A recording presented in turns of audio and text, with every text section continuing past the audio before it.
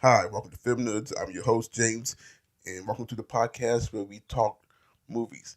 Now, today we be taking a look at another Korean film. As last week we did Parasite. Today we'll be talking about the 2016 Korean film Train to Busan. Now, this is directed by Yeong Sang Ho, and this is actually the first Korean film in 2016 to break the 10 million theater goers record or audience. The film also has an animated prequel movie called Soul Station, which came out a few months after this movie dropped.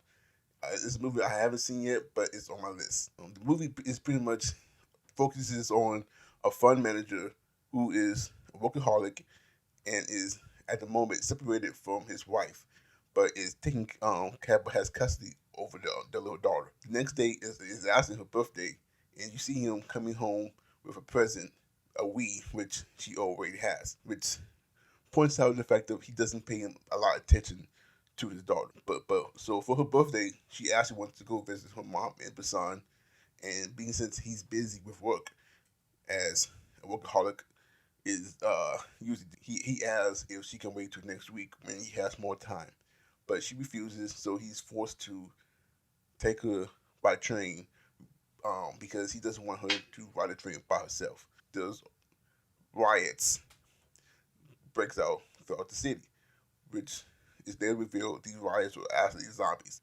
As the train is about to leave, and a affected woman comes on board and ends up affecting the whole train, trapping everyone on board with one destination, Busan. The father tries to do whatever he can possible to protect him and his daughter, and he comes from being a bloodsucker, which is a term referred to from another passenger. Being since he's a fund manager, he pretty much deals with cutting money from people and helping people stay rich, as like himself. It's also as a bloodsucker, and he ends up becoming a person who finds more humanity and becomes more of a better person as he sacrifices himself for his daughter at the end of the movie to protect her and another woman who is actually pregnant. They make it Basan and is rescued by the military. I truly enjoyed this movie. It was I felt like it was more than just a generic zombie movie, and being since it placed the setting on board the train, it traps you with the passengers, giving you the thrill of wondering how everyone is gonna make it off the train alive. Being since there's no place for anybody to run. There's one point in the film where they do board at one station, but they're quickly turning back when they realize that that station is been affected by the outbreak. Another one of the things I also love about the movie, I've been since nowadays for the past few years we have gotten a lot of zombie flicks or zombie TV shows, and it seems like this sub genre has overpopulated our screens. This movie does feel fresh. It just like for me, it brought something new to the table, and it doesn't seem watered down with the same old concepts as you see in other zombie films. Like I also like how they made the main character very impactful from the outbreak. Like meaning he was he felt partially responsible for the outbreak. In the beginning of the movie, he sells he sells all his shares from a biochemical company that has a spill which actually caused the outbreak. So in a way, he felt partially responsible. Which is actually a bit metaphoric on how people of power or wealth does things that impacts other people in the in the negative light or manner. And I love how they brought how they made that character relatable and have some kind of purpose outside just being just a regular individual caught up in a an unknown outbreak. We get a lot of these generic characters that really has no meaning, but so I really love that angle that they gave him. How he has a personal attachment to the outbreak and it weighed on his conscience. Which helped him evolve as a human being because he starts off uh, when the outbreak first starts. He slams the door, uh, trapping the pregnant woman and her husband in the car with zombies is was closest down room, but they did manage to get in and survive for the time being. But he goes from being that guy to the end of the movie, well, towards the end, him and the same husband and the baseball boy and a few others fight their way from car 9 to car 15 to join the others and barely make it alive due to another rich guy who shuts them who ends up shutting them out when they finally made it through, even though they lose the husband and one of the older lady's sisters. He ends up punching the rich man, which I love because it goes back to how he was in the beginning, and it kind of made his story come full circle in the sense that rich man was actually him or who he would have or could have become, if he kept down the path that he was going. So I really love that angle, and you don't really get a lot of character development in zombie films or even horror films. Well, some of them, not all of them, but you usually don't get this kind of element in zombie flicks, which is another reason why I really loved this movie.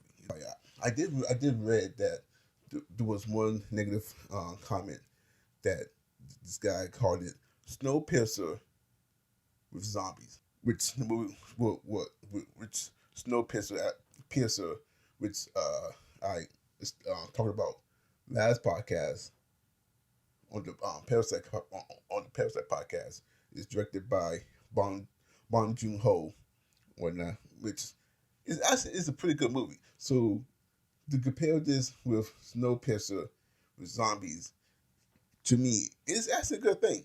You know, like if you haven't seen Snowpiercer, I highly recommend it. Go see it, watch it. It's a pretty good watch.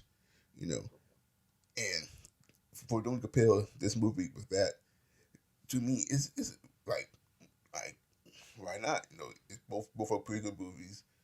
You know, both of them take common tropes and themes and genres and do something different and new, with it. So it still feel fresh.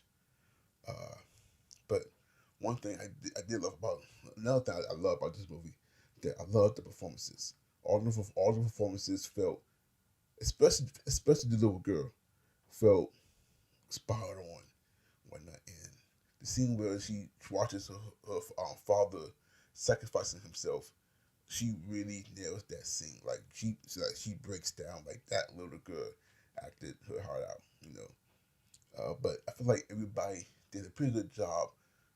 There was no over the top performances, that took you out of the movie.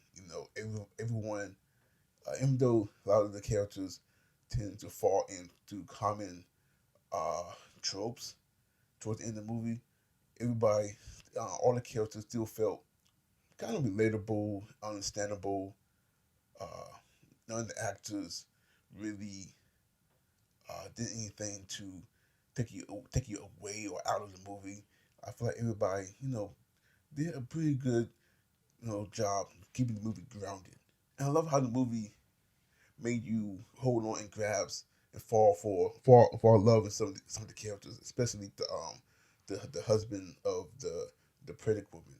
You know, 'cause he's this big guy who's brave, strong, pretty much everything that the main character is striving to become. A good husband, a good father. He ends up laying down his life to protect everybody on the train, whatnot. You know, and he was actually one of the saddest. Well, not no, it was a sad scene, but it was hard to see him go because he was such a lovable character. So I love how the movie had these characters that you kind of rooted for, you know, and rooted against.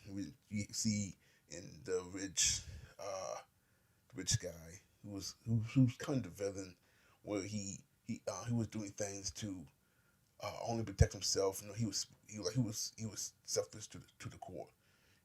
And you know the movie actually made you hate him, despise him a little bit, even though uh, some people couldn't also relate to him.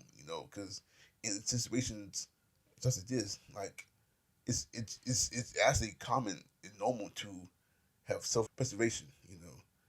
And but he kind of he did kind of take it a little too far, whatnot. But if, whether you agree or disagree, felt uh, understood him or not, he did provide uh, a point of view where you can still kind of debate and uh, try to understand his point of view and whatnot. The last thing I wanted to talk about, I love how the movie was shot and directed. The movie looked wonderful. It was real. Uh, the cinematography was real. Was done nice. Uh, the director, like, everything felt directed pretty good. Like, I was, as far as the way it looked and shot and directed, I have no nitpicks. Uh, it was awesome. Like as I said, I really enjoyed this movie. It's a pretty good movie. I know I'm starting to repeat myself. uh, like, this is actually the first time I'm doing a movie review by myself. Altogether, I do highly recommend you watching this movie, Train to Busan. Uh, I mean, it's not in English, so like Parasite, it is subtitled. Once you get in the flow of things, used to it, you know, like, reading subtitles for some folks, as myself in the beginning, it does take some time to get used to. But I do recommend that watching this movie. It's a pretty good movie. Uh, from the writing, from the directing, the acting, everything was pretty good. Only nitpicks is it does have um, generic character types. You have your high school kids, the jockey, and the jocks, the female who love the jock, uh, you know the married couple with one who had kids, one who don't. The older woman. Right. Despite that, you know, all in all, it's still a pretty good movie. You know, like, I don't believe it had a high budget, but like, to film the movie, you would thought it was like a Hollywood blockbuster. That's how good uh, the movie looked, to me. Uh, but yeah, if I were to give it a grade, I will, out from a scale of 1 to $15, how much I would go pay to this movie. I would probably pay 11.50. You know, it's it's well worth the money. So go see it. Uh, it actually is on Netflix. So you actually don't got to pay anything. With that said, uh, that would actually do it for today. You can go and subscribe to Film Nerds. Just hit that button, get notified. Like and share this video, and you can also follow Film Nerds on Facebook at Film Nerds Podcast. Um, Film Nerds is also on Twitter. On Twitter, at Film Nerds One. And you can also follow me on Twitter at James H3 Films, and on Facebook, and also Instagram. Yeah, at James H3 Films. I keep it simple. And also go along and follow Dream Cloud Films. That's where I post a lot of all my short film projects. So go over there, check out the content, and we have more reviews on the channel too. So go check those out. We are also on the Anchor app. But if you don't have Anchor, you can check out our podcast on Spotify, Overtunes, Breaker, Google Podcasts, pretty much anywhere where you can stream podcasts. We're on it. But that will do it for today's episode. And if you want to weigh in on your thoughts on the movie, you can comment below or hit me up anywhere. Uh, and you have an idea for another podcast or movie I should do, let me know. I would love to hear from y'all. But till then, I'm James. They've been Film Nuds, and y'all have a good day.